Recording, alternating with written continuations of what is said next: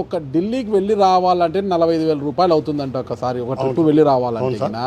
అంటే ఢిల్లీకి వెళ్ళాలంటే ఒకరు టమాటో లోడే తీసుకొని ఢిల్లీకి వెళ్ళాలంటే మీ కిరాయి ఎంత ఉంటుంది? 1,40,000 ఉంటుంది సార్. 1,40,000 వరకు. అవును సార్. దానిలో డీజిల్ అని, పోలీస్ ఖర్చు అని, లోడింగ్ ఖర్చు అని ఆల్మోస్ట్ ఖర్చులు పోయి మాకు 10-15,000 కన్నా ఎక్కువ మిగలదు. 10-15,000 అంతకన్నా ఎక్కువ మిగలదు. ఒక లారీ ఢిల్లీకి పోయి రావడానికి ఎన్ని రోజులు టైం పడుతుంది? 3 days జర్నీ ఉంటుంది సార్. అక్కడ పోవడం 4వ రోజు అన్లోడ్ పాయింట్ ఉంటుంది. మళ్ళీ రావడానికి మళ్ళీ 4 రోజులు. 4 రోజులు పడుతుంది. 4 రోజులు పడుతుందో 5 రోజులు పడుతుందో దాదాపు అక్కడ లోడ్ చిక్కాలి మాకు. అంటే అన్లోడ్ అయిన పాయింట్స్లో నుండి మాకు లోడింగ్ పోవాలంటే మళ్ళీ 100 కిలోమీటర్లు పోవాల్సి వస్తుంది కూడా. అంటే 10 రోజులు ప్రయాణం అంటే 10 రోజులు మీ లారీ బయటికి పోయి వస్తే మీకు మిగిలేదు 10 నుంచి 15,000. అంటే పోవడానికి 15,000 వచ్చేదానికి 10,000 రేంజ్ ఉంటుంది. 25,000 అంతకన్నా ఎక్కువ మిగిలిన. సరే అట్లా నెలకు 2 లోడ్ల కన్నా ఎక్కువ రావంటున్నారు. అంటే నెల లెక్క వేసుకున్న 50,000. అవును సార్. మీ ఈఎంఐ ఎక్కువ ఉంటుంది కదా? ఈఎంఐ 60 నుండి 70-80 వరకు ఉంటుంది సార్. సార్ ఎలా చేస్తున్నారు ఇవన్నీ పరిస్థితులు? ఆ పరిస్థితి ఉండే వాళ్ళకే ఇన్ని బండ్లు ఇక్కడ పార్కింగ్లో నిలబెట్టాం సార్. ప్రతి ఓనరు లాస్లో నడుస్తున్నాడు కానీ ప్రెస్టేజ్గా బతుకుతున్నారు అంతే లారీ ఓనర్. ప్రెస్టేజ్ ఏముంది దీంట్లో అసలు? బతకలేక సార్ వేరే పని చేయలేక లారీ పెట్టుకు లారీ మీద బతుకుతున్నారు సార్ అంతే. అంటే లారీ డ్రైవర్ అన్నా లారీ ఓనర్గా ఉన్నా లారీ డ్రైవింగ్ పోయేటప్పుడు ఎవరు చూడరు డ్రైవరా ఓనరా అని చూడు సార్. పోయ్ అంటారు అనమాట. ఇదే కదా భాష వాడేది. పోయ్ అది 60 పోతున్నావు ఇట్లా కదా మాట్లాడేది భాష అధికారులు. అది వాస్తవమే సార్. అది కదా. అవును వాస్తవం. ఎలా అనిపిస్తుంది మీకు అప్పుడు? మీరు ఓనర్ బాధగా సార్. ఎందుకంటే ఒక ఓనర్ బతకలేక సొంతంగా లారీ పెట్టుకొని లారీని డ్రైవ్ చేసుకొని తోడు మాకు ఒక ఇచ్చిన పార్టీని సద్వినియోగం చేసుకునే దానికోసం మేము ముందుకు నడుస్తున్నాము.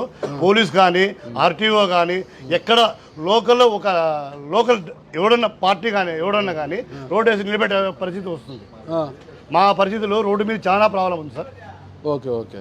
అంటే ఒక్కసారి మీరు లోడింగ్ పాయింట్ నుంచి ఆ గమ్యస్థానం చేరడానికి బయలుదేరుతారు కదా, ఈ మార్గంలో మీకు ఎలాంటి ఇబ్బందులు ఉంటాయంటారు? ఎలాంటి ఇబ్బందులు ఎదురవుతాయి? టోల్ చార్జెస్ ఇబ్బంది సార్. టోల్ దగ్గర టైం పోతుంది. తర్వాత వచ్చి మన ఆర్టీఓ దగ్గర పోతుంది, పోలీస్ దగ్గర పోతుంది. మధ్యలో ఏదైనా మాకు లంచ్ చేయాలన్నా కూడా 1 hour టైం పోతుంది. ఇవన్నీ దాటుకొని మేము టైమింగ్ కవర్ చేస్తాం సార్ అక్కడికి లోడింగ్ పాయింట్. ఖచ్చితంగా టైమింగ్ ఉంటుందా? ఖచ్చితంగా సార్. 1 hour లేట్ పోయినా 10,000 నుండి 15,000 వరకు బాగా కట్ చేస్తారు మాకు. 1 hour లేట్ పోతే? అవును. మరి ఇబ్బంది కదా అది? చాలా ఇబ్బంది సార్ మాకు.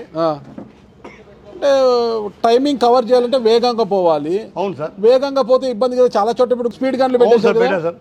ఆ చలాన్ వస్తాడు సార్ మాకి. బండి పోతుంటుంది స్పీడ్లో, ఆ ఫోటో కొట్టి చలాన్ పంపించేస్తాడు. అన్లోడ్ పాయింట్ అంటే ఓనర్ చూసుకుంటాడు.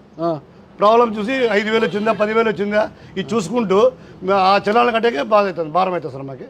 ఇప్పుడు నెలలో 2 లేదా మహా అంటే ఒక 3 బాడిగలు. 2 సార్. 2 మించిపోలేదు. 2 బాడిగలు అంటే మిగిలేదు 50,000. అవును సార్. కానీ ఇక్కడ నుంచి స్టార్ట్ అయినాక మధ్యలో ఆర్టీఓ ఆపుతాడు, పోలీస్ ఆపుతాడు, బీట్ కానిస్టేబుల్ ఆపుతాడు, హోమ్ గార్డ్ కూడా ఆపుతాడు. అది కాకి డ్రెస్ కనిపిస్తే ఖచ్చితంగా ఆపాలి. ఆపకపోతే అదొక ఇది. మళ్ళీ టోల్ గేట్లు మధ్యలో నకిలీ పోలీసులు కూడా స్టార్ట్ అయ్యారు. వాళ్ళు నిలబెడతారు, అందరు దబాయిస్తారు. ఇవన్నీ ఎదుర్కొని పోయి మళ్ళీ వస్తే నెలకు 2 ట్రిప్పులు వేసి 50,000 మిగులుతుంది. మళ్ళీ బతకడం అట్లా ఉండేదంతా కూడా కిస్తీ కట్టేస్తే అంటే ఈఎంఐ కట్టేస్తే మళ్ళీ మీ ఫ్యామిలీ జరగడానికి అదంతా ఎట్ట పరిస్థితి? జరగడానికి కష్టం. అంటే ఏదో అప్పు చేసుకోవడము, సొంతంగా పోయిన వాళ్ళకి 10,000 మిగులుతాయి ఎక్స్ట్రా. వాళ్ళకి వచ్చే భర్త మామూలు కూడా దానికి యాడ్ అవుతాయి సార్.